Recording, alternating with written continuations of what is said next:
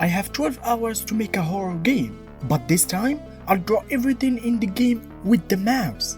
Yes, you heard that right, with the mouse. So the idea of the game is simple.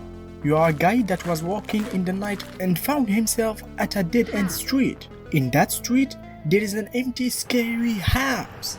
And of course, you will make the right decision and run, isn't it? You know, if you didn't enter that house, why would you play a horror game?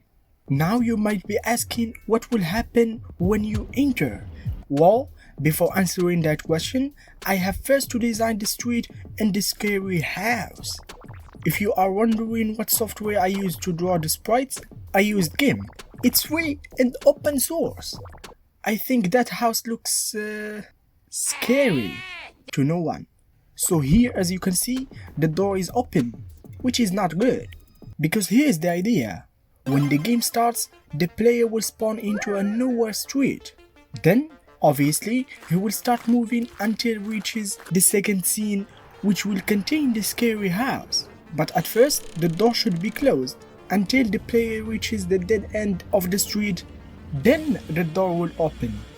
That's why I've drawn two different spots. Not that different, just one with the door closed and other with the door open. Wait a minute, where is the player? Before I draw the player, you have to know that I took 3 fucking hours just to get the idea of the game and to draw these two sprites. Now we are good. I just end with the outdoor sprites, so I can focus to draw the best player sprites that I have. I think it's actually good. With the help of this 8-frame sprite, I made the player walk, and it's amazing.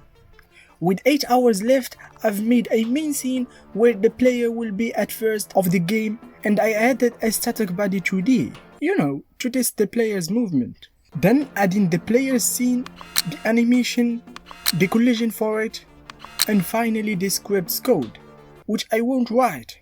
But why don't you? Because I said so. Okay. ChatGPT, give me a script for character body 2D, Godot 4.4.1 that make the player move left and right. Okay, thank you. Copy, paste. Let's see how it works. Okay. There was problems. Actually, a lot of problems. But at the end, I made it work. Oh, I didn't see that coming. So, I added another collision shape to stop the player from falling in an area 2D. Why? To do this. That was smooth, man.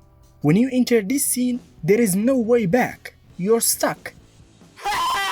With the system I designed, when you enter the dead end, or to be more specific, this area 2D, the door will open.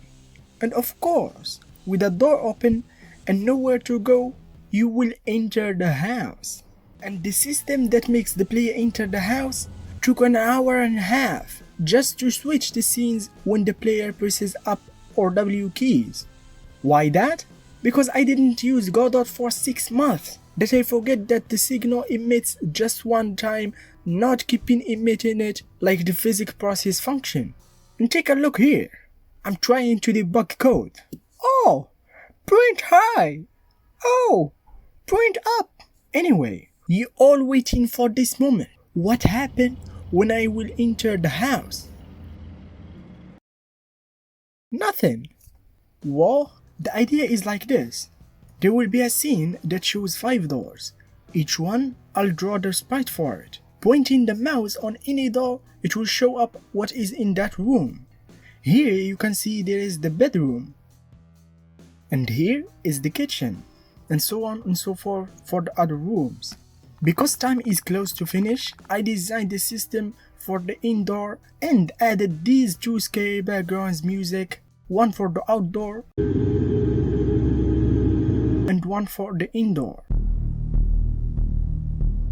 You know, to give you the atmosphere of a horror game. So let's test it. Okay, this is a dead end. Oh, what is that?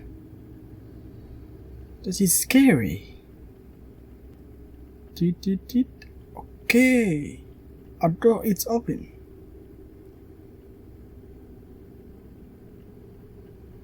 Use the space bar to return to previous room.